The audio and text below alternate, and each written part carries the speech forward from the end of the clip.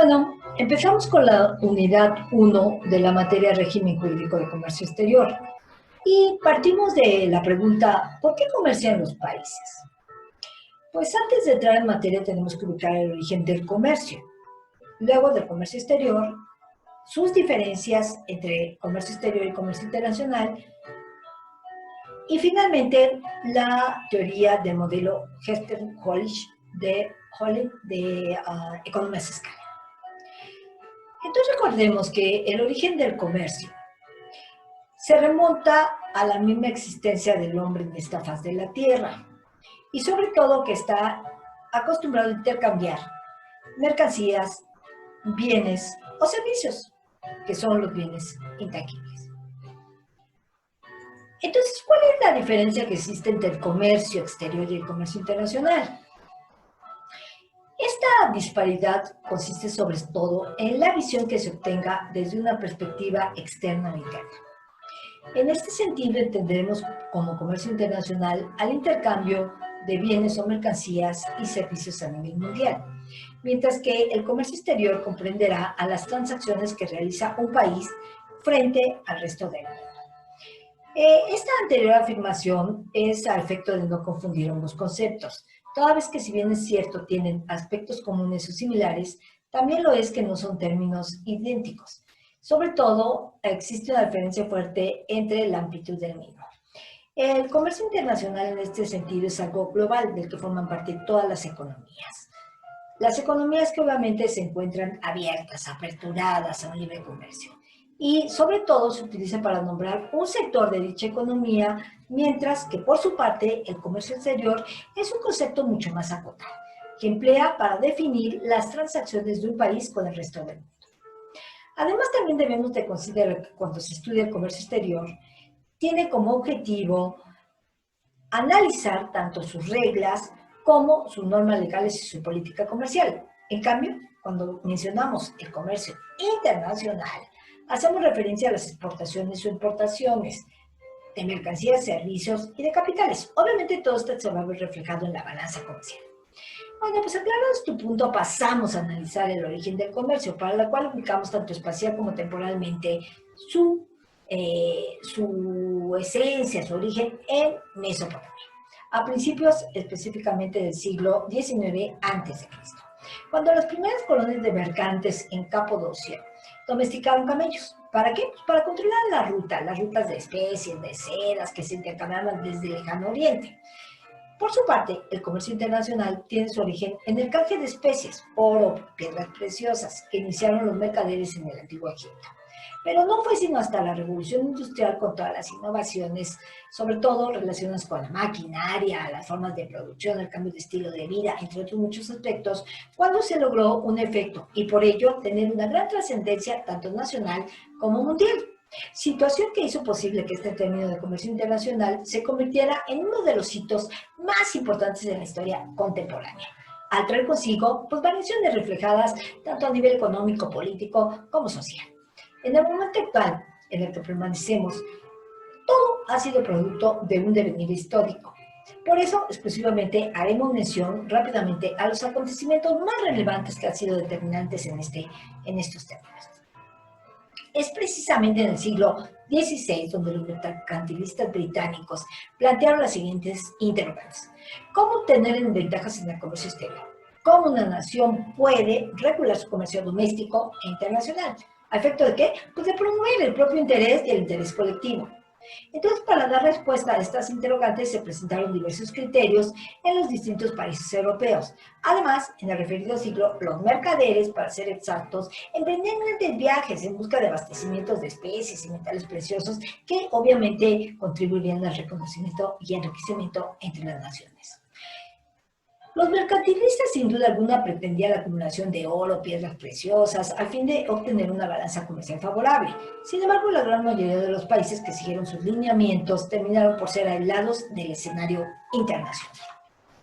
Esta posición respecto a las colonias de América y sobre todo en particular la madre patria, la gran influencia que nos dio España, continuó con el monopolio de un comercio, aunque con cambios sustanciales en el sistema comercial. Por ende, si bien es cierto que al principio los productos españoles llevados a América eran muy solicitados, también lo es que al comenzar la explotación agrícola en el mundo nuevo, estos dejaron de serlo. Hubo una relación en general con todas las colonias y sobre todo se basó en la adquisición de metales preciosos, oro y plata, recuerden ustedes. Asimismo, la defensa de la implantación a través de un sistema que hoy conocemos como libre comercio internacional. Para ubicarnos en la época de la Revolución Industrial surgió en Inglaterra en el siglo XIX, el comercio internacional se incrementó de manera exponencial y la Gran Bretaña mantuvo un imperio económico por muchísimo tiempo, lo que generó que durante los primeros años del referido periodo o del referido siglo tuvieron lugar una serie de transformaciones tanto técnicas como económicas, potencializadas principalmente por la sustitución del trabajo humano por la máquina y sobre todo por la aparición de una serie de inventos que permitieron elevar el nivel de vida de los individuos. Las transformaciones crearon una base industrial que cambió para siempre el modo de producir, tanto los bienes de consumo como de vestuario o alimentos, dando inicio a la denominada producción en serie y modificando con ello la manufactura artesanal al empleo sin duda alguna de máquinas, logrando una mayor especialización en el trabajo y por ende un incremento en la productividad. Aquí es necesario recordar a Adam Smith, aquí posteriormente haremos referencia. Asimismo, se crearon importantes inventos para la humanidad, como fueron la máquina y el barco, ambos de vapor. También aparecieron el telégrafo, la locomotora, entre otros muchos. Por ende, los principales bienes comercializados en esta época fueron las materias primas, por ejemplo, el carbón, el acero, la fibra, por citar algunos, los cuales eran la base de los distintos procesos de producción. Asimismo, la maquinaria industrial derivada de los inventos o mejoras a los ya existentes y sobre todo los productos finales, dieron nacimiento a nuestra o a esa nueva era. En esta época en específico, entre los países, volvió a adquirir mucha importancia el transporte, por lo que se vislumbró la aparición de las primeras rutas de servicios marítimos. Recuerden ustedes que el Ius Mercatoris se basa sobre todo en el flujo y la movilidad de los servicios marítimos. También se consideró que el Estado no debía intervenir en la economía, dejar todo al libre juego de la oferta y la demanda, la mano invisible de la economía y todo esto. Pues el mercado se regulaba solo, según se afirmaba y se sostenía. Este nuevo pensamiento permitió, sin duda alguna, mayor apertura de los países y su paulatina inserción en el comercio internacional, como lo conocemos sin duda alguna hoy en día. Durante la Gran Depresión y la Segunda Guerra Mundial, que empezó en el año de 1929, se gestaron diversos escenarios, como los cuales recordaremos, fueron originados, influenciados y potencializados principalmente por tres razones. La primera, la especulación del mercado de valores, que originó en consecuencia el colapso del mercado de acciones en los Estados Unidos de América, en el referido año. En segundo lugar, las decisiones políticas de los países europeos, derivado de qué? Pues de las diversas reparaciones impuestas para el mundo, y una vez concluido el referido conflicto bélico. Y en tercer y último lugar, los rezagos de la Primera Guerra Mundial, a medidas relacionadas con las políticas proteccionistas, acuérdense ustedes, esta sustitución de importaciones de bienes que provenían de otros países, lo que originó un aumento de la pobreza a nivel mundial. Bueno, pues en este sentido, comprendemos que la Gran Depresión y la Segunda Guerra Mundial trajeron consigo consecuencias lamentablemente desastrosas para el comercio mundial. Y sobre todo, efectos negativos tanto para países desarrollados como países en vías de desarrollo. El intercambio entre naciones pues obviamente se ve afectado, así como los ingresos de las personas y la continuidad de las empresas existentes. Todos los estados se vieron alterados, en especial los que dependían de la industria pesada. Los precios de los productos, sin duda alguna, sobre todo agrícolas, cayeron, además de la demanda y los puestos de trabajo. Este periodo trajo consigo el aislamiento de los países, intervencionismo estatal y proteccionismo. Sin embargo, también se propició un ambiente para la creación de varios de los organismos internacionales más importantes que rigen nuestro comercio internacional. En este escenario, pues surgieron los acuerdos de Bretton Woods, donde crearon un manejo de un sistema monetario y sobre todo establecieron las reglas para las relaciones comerciales y financieras entre los países más industrializados del mundo.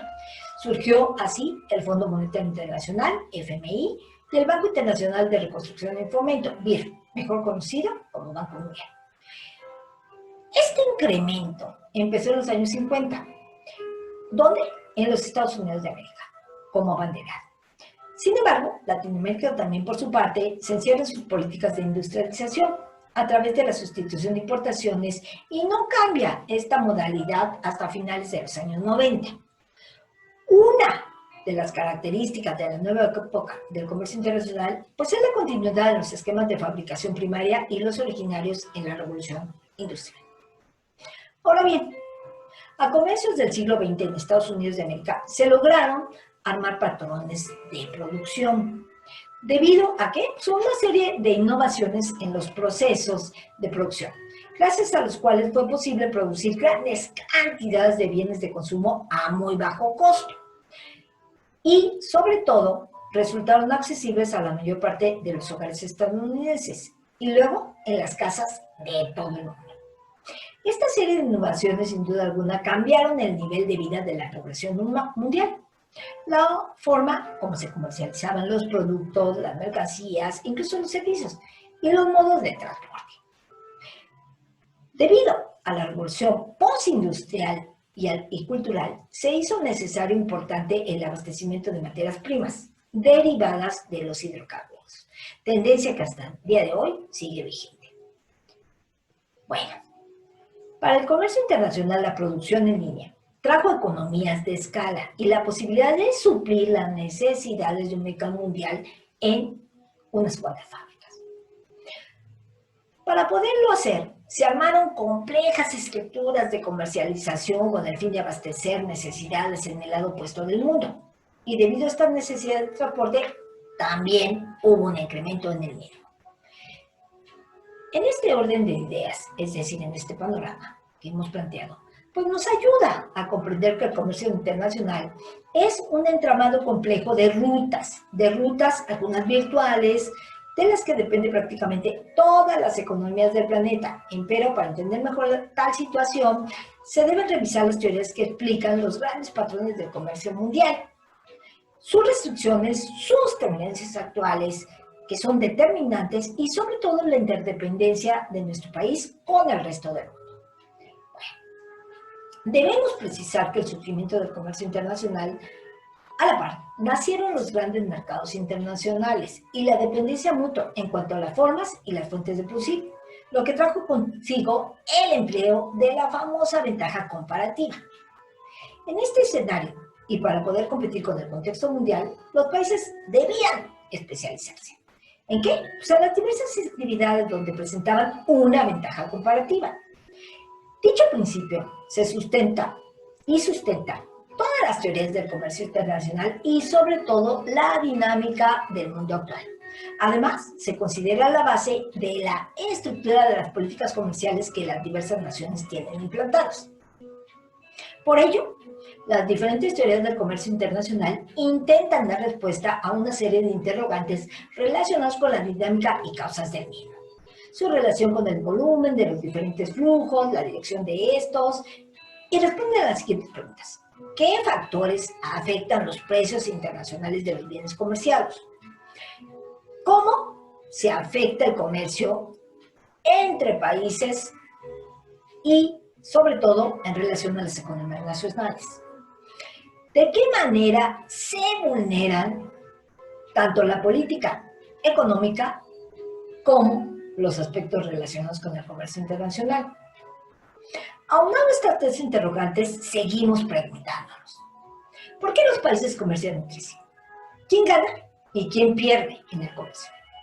¿De qué manera se ve afectado el bienestar de un país al comerciar con otro? ¿Qué efectos tienen las barreras arancelarias y no arancelarias en el comercio? ¿Y de qué forma impactan el bienestar del país? ¿Hay argumentos para defender las restricciones comerciales o no los hay? Bueno, así, con el fin de responder a tales interrogantes de por qué los países comercian, las diferentes teorías del comercio internacional exponen sobre todo tres aspectos explicativos. El primero, El primero, sin duda alguna, está relacionado con la diversidad de factores de producción que permiten que un país se especialice en determinados recursos y obtengan ganancias sobre ellos. El segundo rubro tiene que ver con la diversidad de gustos de los consumidores, porque acuérdense que no solo son los productores, nosotros como consumidores decidimos qué compramos, porque este satisfactor nos representa un grado de utilidad marginal mejor que otro, etc. Entonces, estas diferencias les permiten a las empresas comercializar. ¿Qué comercializar? Pues gran variedad de productos de acuerdo a sus necesidades y preferencias, así como intercambiar diversos productos que son demandados en sus mercados o en mercados internacionales. Y finalmente, este comercio, que rebasa el ámbito nacional, se ve explicado por la posibilidad de obtener economías a escala. ¿A través de qué? Pues del ofrecimiento de bienes, economías de escala que le permitan ahorrar costes, que le permitan producir con gran cantidad en cortos periodos de tiempo, insumos baratos y sobre todo este ahorro se va a ver impulsado por la aparición de equipos, maquinaria y filosofías, como es la del JAT, que significa justo a tiempo. Bueno, con todos estos antecedentes que me he permitido plantear, es posible afirmar y sostener que los países comercian entre sí o intercambian tanto bienes como servicios desde dos posturas eminentemente epistémicas. Una apunta a que el comercio entre países se da con motivo de las diferencias que existen entre ellos, tanto en el tema de la oferta como en la demanda. Se inician con la existencia de distintas disponibilidades factoriales en materia tecnológica. Ojo, vivimos en un mundo digital, virtual, tecnológico, pero fíjense desde cuándo nos estamos remontando esta importancia. Esta materia tecnológica influye en los costes de producción y sobre todo respecto a la demanda tiene una gran incidencia.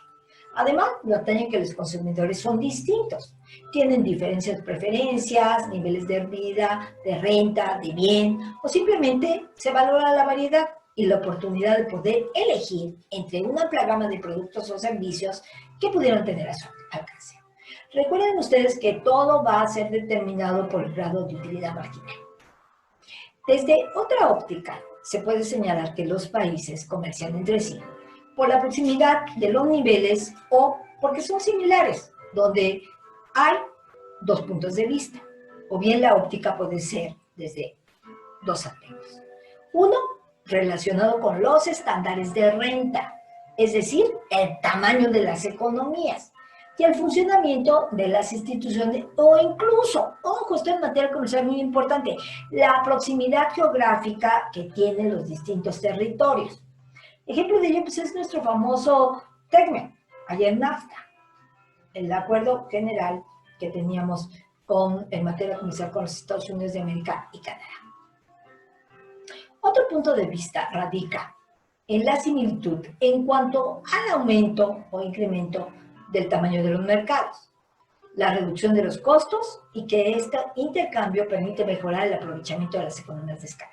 Acuérdense ustedes que está el famoso BRIC, que lo integran entre los países de una extensión geográfica muy grande, Rusia, Brasil, China e India.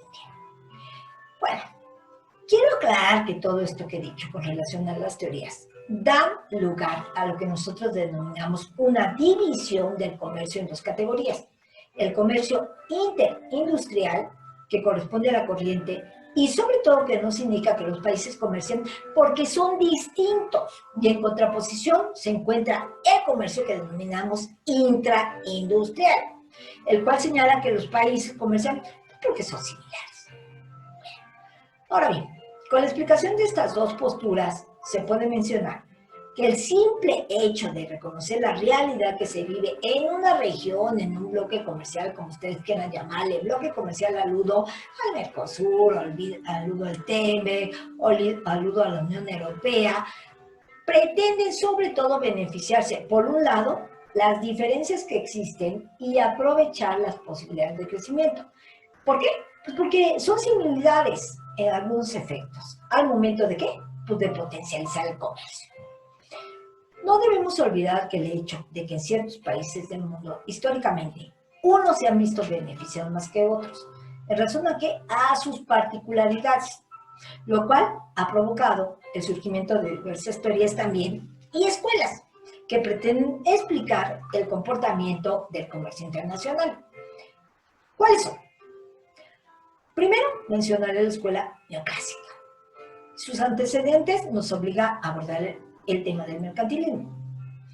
Los mercantilistas, fíjense, buscaban determinar cuáles eran las ventajas comparativas en los intercambios comerciales para la economía de los diversos países que se interrelacionaban y sobre todo identificar los aspectos en que podían favorecerse.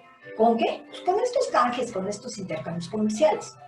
Para ellos, la única manera de generar una ventaja en el país era promoviendo al máximo las exportaciones y tratando de desalentar las importaciones de productos provenientes del exterior. ¿Con qué fin? Pues de mantener una balanza comercial positiva. Recuerden ustedes que la balanza comercial maneja importaciones y exportaciones. Mientras más exporte un país, tendrá una balanza comercial favorable. Y mientras menos importe, bien sea materias primas y sobre todo productos manufacturados, ¿sí?, es positiva. Si, al contrario de eso, importa más de los que exporta, es negativa. Todos los mercantilistas tenían una visión eminentemente estática, pues consideraban que para que un país ganara en comercio exterior, el otro debía perder.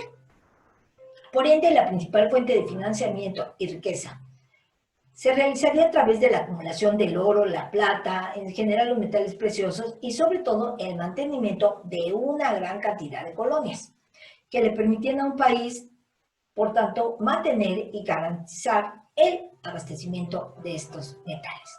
Aquí es donde empiezan a surgir las colonizaciones. Inglaterra llega a los Estados Unidos, España llega con nosotros y materialmente conquista todo a partir de México hacia Centro y Sudamérica, el continente. La doctrina base de los mercantilistas era el superávit de la balanza comercial X-Y. Para lograr el Estado debería intervenir en la economía a través de diversos mecanismos de promoción, de exportaciones y barreras arancelarias que impidieran el ingreso de productos extranjeros. Acuérdense ustedes que el arancel no tiene una finalidad de recaudación, sino equilibrar los productos que vienen de fuera y se quedan en el territorio. Evitar precisamente esa competencia y el desplazamiento de nuestros productos. Así, a través del Estado y su intervención en la economía y sobre todo en el mercado, se podía garantizar una restricción a las importaciones y con ello evitar la acumulación de la riqueza.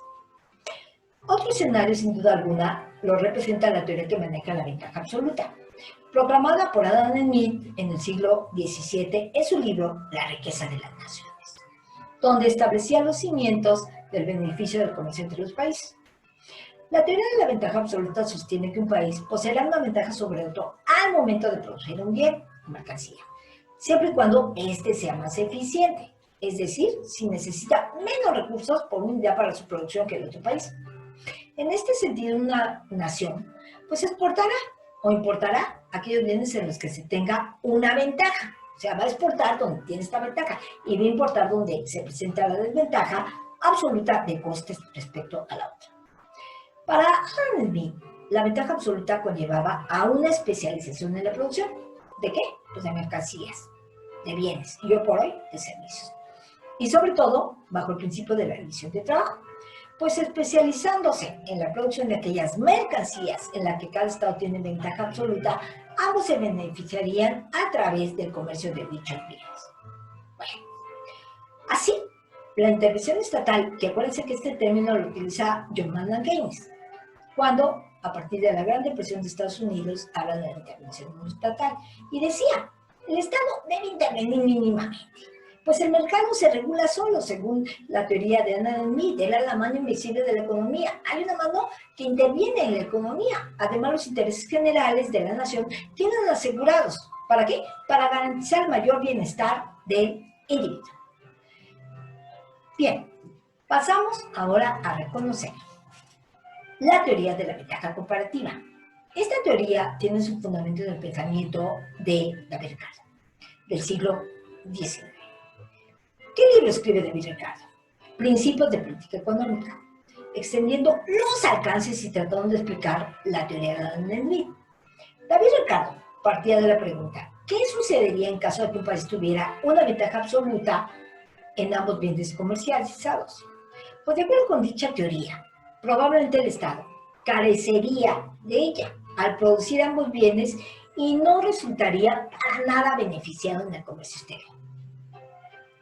Pese a ello, David Ricardo, aún en esta situación, sostenía, existe la posibilidad de ganancia para los dos países. Los beneficios de comercializar se hacían tangibles, palpables, cuando la nación que padece o que tiene, mejor dicho, una ventaja absoluta en los dos bienes, se especializa, sobre todo en producir aquella mercancía donde tiene una ventaja relativamente mayor. ¿Sí? Acuérdense que aquí influyen mucho los aspectos geográficos, los aspectos de origen, de aquí viene la regla de origen de las mercancías.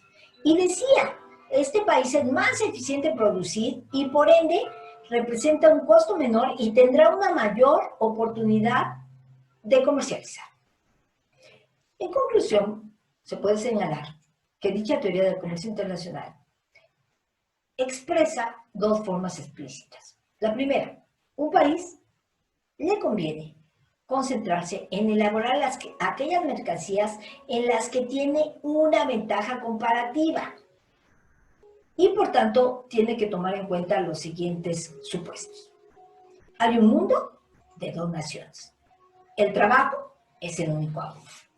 Los costos están condicionados a la mano de obra, es decir, al trabajo que se realiza. Debe existir un comercio libre entre las naciones.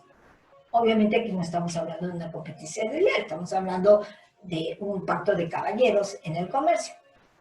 Y los costos de transportación de un producto deben ser ceros. Por eso es muy importante esta posibilidad de que territorialmente y geográficamente los países estén cercanos, porque el costo de transportar por vía de carretera, de ferrocarril, pues obviamente es mucho más barato que si nos vamos al aspecto marítimo o bien nos vamos al aspecto aéreo. Bajo este orden de ideas podemos señalar que la principal contribución de la obra de David Ricardo en torno al comercio internacional fue elaborar principios lógicos basados en ventajas estrictamente comparativas, en donde dos países podían encontrar reciprocidad en los beneficios recibidos. Asimismo, David Ricardo logró demostrar que era beneficioso concentrar la producción británica en productos industriales, pues era ahí donde se encontraba la mayor ventaja comparativa de este país, obviamente por factores históricos de recursos, intercambiar productos agrícolas en economías que eran económicamente más débiles. Entonces Inglaterra cambió materialmente su función en una nueva división internacional del trabajo. Y así fue como se convirtió en un país centro productor de bienes manufacturados. Los aportes de las teorías de la ventaja absoluta y de la ventaja comparativa fueron invaluables y fundamentales para el desarrollo del comercio internacional. Ambos autores, Alan Smith y David Ricardo, demostraron que las naciones pueden acceder a una amplia variedad de productos si se eliminan las restricciones comerciales.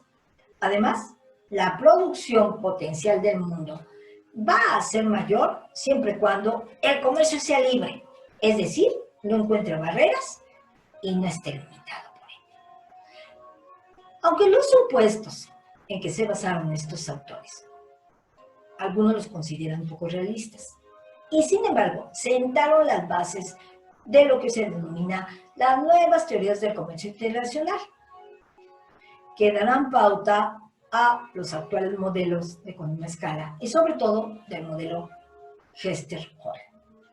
Este último modelo surge en el siglo XIX y forma parte de lo que denominamos la escuela neoclásica. Además, contribuye con importantes aportes al comercio internacional. Esta corriente o este modelo también se conoce como la teoría pura del comercio internacional o teoría de las proporciones factoriales. Estos dos economistas que ustedes ven aquí en la imagen plantean la diferencia entre los factores de la producción, capital, tierra, trabajo y empresa, recuerden ustedes. Y además generan diferencias en la productividad y, sobre todo, utilizan una posibilidad del equilibrio del comercio internacional a partir de la base y la referencia del modelo tanto de la ventaja comparativa como de la ventaja absoluta. Por ende, la idea central de este modelo es que solo los factores de la producción disponibles en cualquier economía darán lugar u origen a las diferencias de productividad que existen entre los mismos.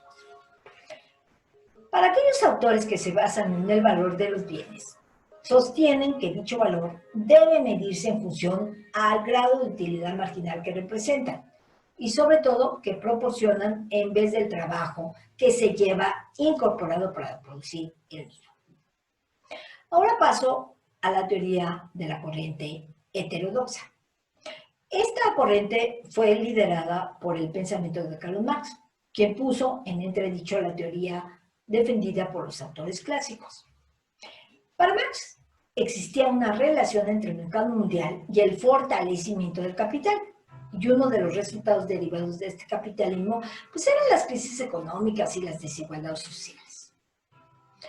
Asimismo, para este autor, no todos los países se beneficiaban del comercio internacional o mundial, pues el intercambio que existía entre ellos generaba un impacto muy fuerte entre sus estructuras internas.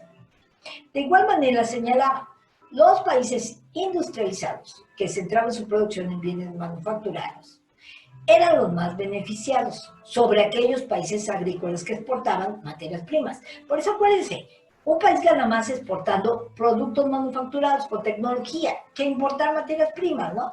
Es como intercambiar una caja de nopalitos versus una caja de computadoras, un iPod, teléfono celular, ¿no? Entonces, aquí basaba precisamente y fundamentaba esta teoría. La razón, pues, de esta desigualdad sostenida era la diferencia en los precios de dos bienes, que generaban ¿qué? Desequilibrios.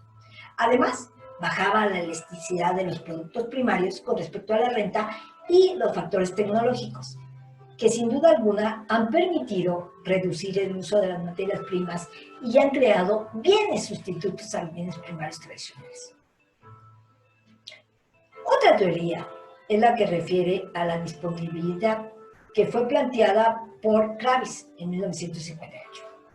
Dicha teoría afirma que el comercio surge por la diferencia que se presenta en los países y la carencia de recursos naturales, junto con la aparición y difusión de innovaciones tecnológicas. La cantidad y el tiempo de bienes que se intercambian dependerá de esta diferencia entre la oferta nacional y la extranjera, así como el progreso técnico que posee cada país. Cada nación está obligada a importar bienes que no es capaz de elaborar. Por eso, si ustedes exportan materia prima e importan tecnología, pues hay un desequilibrio en la balanza comercial. Además decía que la oferta es regida o bien por la producción que es insuficiente, pues la oferta es inelástica, todo lo que hace que los costos de producción sean elevados. Por otro lado, los países deben exportar los bienes en donde se presenta una oferta elástica, que sobrepasa las necesidades locales. La teoría de la demanda representativa, que es otra, fue expuesta en el año de 1961 por el economista Layard, a través de la cual pues intentaba explicar por qué existe comercio entre países con demandas similares y que intercambian bienes que no son homogéneos. Esta teoría no nos alcanza a explicar qué tipo de estructuras subyacen en este comercio. Sin embargo, demuestra que un bien puede ser exportado si antes en un país de origen ha sido sujeto a una fuerte demanda interna y sobre todo que le permite a la empresa obtener economías de escala a cierto nivel de innovación. La exportación de este bien dependerá, sin duda alguna, de la fuerte demanda interna que se presente y sobre todo la existencia de mercados que tengan características similares. Finalmente, aparece la teoría del desfase tecnológico. Esta teoría también se denomina la de la brecha digital y parte del supuesto de que los bienes y la producción cambian con el tiempo y no se presentan en el mismo momento. Encuentra aquí una clara distinción entre el modelo Hester-Holly, ¿sí? Aunque en los países existen industrias y factores productivos, el nivel del tipo de producción es diferente.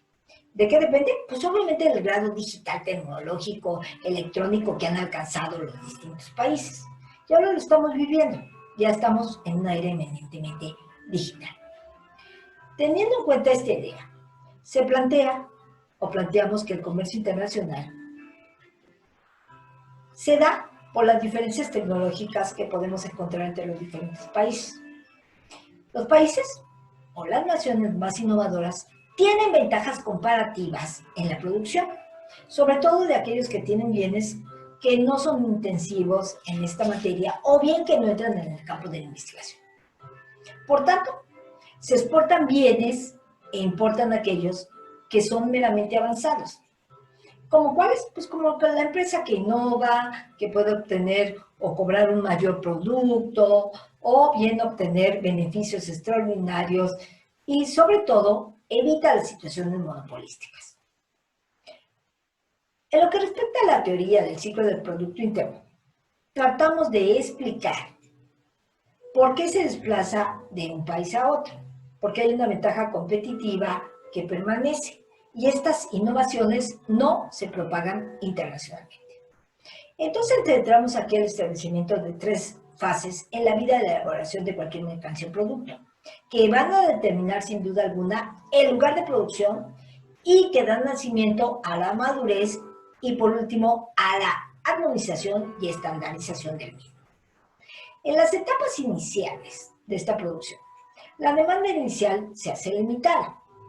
En otros países, sobre todo en los que no son productores, y por tanto las exportaciones pues, son un poco atractivas, ¿no? Hay una distribución interna, los costos generalmente son muy elevados, son muy altos, y obviamente en estos países pues la demanda por el bien aumenta.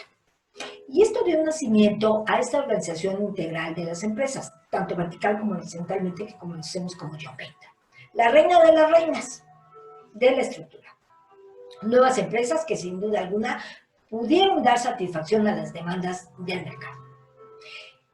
Esta innovación sufre una disfunción tecnológica que propicia ¿qué? Pues la propagación de la distribución en otros países de desarrollo intermedio. En la etapa final de la demanda del producto, se va a ver un desplazamiento entre naciones o países en vías de desarrollo y los altamente desarrollados, donde su producción se vuelve estandarizada. Las empresas buscan integrarse en Joint Venture y por ende se van a lugares donde puedan producir más con menores costos. Por lo que buscan además mano de obra no calificada y sobre todo barata. ¿Dónde lo tenemos? Pues en paraísos, tanto fiscales como de mucha mano de obra, China, podemos decir también que todo el sector de manufactura, por ejemplo, que vive en México, en el norte del país, y para poder producir, ¿qué? Pues para producir en masa, el país se vuelve exportador del producto y además se vuelve importador de quizás de algunos insumos. Toda vez que hemos planteado el análisis de estos principios históricos, las corrientes teóricas y más recientes, es necesario identificar dónde estamos. Y para ello es muy importante vincularnos con 2 temas fundamentales. La globalización y por el otro lado, el rol que juega el comercio internacional. Por ende, la dinámica que este último sostiene no se solaya del aspecto global, pues estas relaciones se mueven en dicho escenario. En los discursos, estudios y análisis de la realidad mundial, la globalización tiene diversas tendencias dinámicas, situaciones que nos han llevado incluso a hablar de mundialización, de procesos internacionalistas, que conllevan a las relaciones comerciales y que representan una realidad. Pero en realidad lo que se busca es explicar estos procesos económicos. Por ende, desde el año de 1950, los niveles de exportación e importación en los países han tenido varias incidencias. ¿Cuáles son estos factores? Paso a enunciarlos. El cambio tecnológico. El cambio tecnológico ha permitido elevar el nivel de vida de la producción y de la población. Todo esto se va vinculado a aspectos de desarrollo y de creación de nuevos productos. Un segundo escenario son los adelantos en comunicación y transporte. Ya no solo tenemos la vía terrestre, la vía marítima, ya no es suficiente eso, ¿no? Reconocemos demandas de productos, de servicios que promueven del exterior y sobre todo exportamos con mayor facilidad a otros países y también importamos con esta misma facilidad. Pero aquí puede aumentarse la competencia para una llegada de empresas extranjeras. En el otro tenor de ideas viene la liberalización del comercio, el cual ha tenido una tendencia en los últimos años y sobre todo con restricciones a los movimientos internacionales. Acuérdense ustedes que la mano de obra difícilmente se liberaliza en un comercio. El desarrollo de servicios que facilitan los negocios internacionales, las presiones de los consumidores, estas presiones de los consumidores van a ir de la mano con los productos y nuevas mejores en donde se evalúa la mejor opción, ¿sí? Y donde es posible adquirir bienes que quieren más productos nuevos y mejoras. Las negociaciones comerciales multilaterales que evidencian una tendencia de los países de abandonar el escenario tradicional multilateral y enfocarse sobre todo en establecer preferencias y relaciones bilaterales, ¿no? Porque acuérdense que al ser miembro de la Organización Multilateral de Comercio, todos estamos inmersos en este mercado. Y finalmente, ya casi para concluir, el desarrollo de mercados financieros multilaterales. Se consolidan mercados, hay crecientes transacciones comerciales y financieras, hay una interdependencia y se da un gran impulso en los procesos de globalización. Bueno, si partimos de la ley de la ventaja comparativa, los ciudadanos de cada nación pueden y tienen la posibilidad de especializarse. ¿En qué? En aquello que sean capaces de producir. Desde una óptica positiva, podemos indicar que el aumento de la competencia pues va a ir vinculado precisamente a la apertura de las fronteras internacionales, a lo que le beneficia al consumidor. Además, a la eficacia que tienen que tener las empresas en el crecimiento económico y el aumento del nivel de vida de los habitantes, generando con ello una verdadera reducción de los costos de producción y, sobre todo, traduciendo una estabilidad en las empresas. Ya para concluir, quiero decir que la globalización ha tenido y tiene un especial impacto en torno a la fuerza laboral.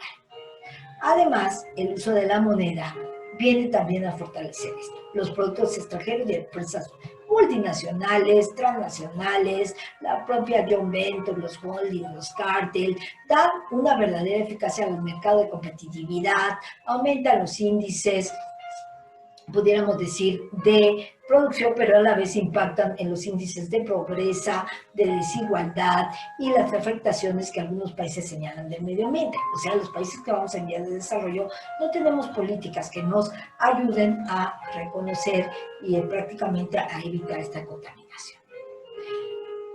El impacto, sin duda alguna, de esta globalización ha hecho que el comercio internacional sea uno de los motores más importantes de la economía actual. Y por ende han adquirido a través de lo que la comunidad internacional de naciones ha logrado producir esta integración. Hay cadenas globales de valor y la integración de estas cadenas ha permitido estudiar desde otra óptica un punto de vista completamente diferente a las teorías mercantilistas. Algunos dicen suma cero, en donde el exportador genera ganancias, es decir, un superávit, mientras que el importador genera pérdidas, es decir, un déficit. Así puedo señalar que la cercanía, en el caso de México, que tenemos con el mercado estadounidense a partir del TECMEC, pues lamentablemente nos genera, por un lado, una ventaja y por otro, otra desventaja. Generalmente nosotros importamos casi más del 80% de los productos de este país. Y también importamos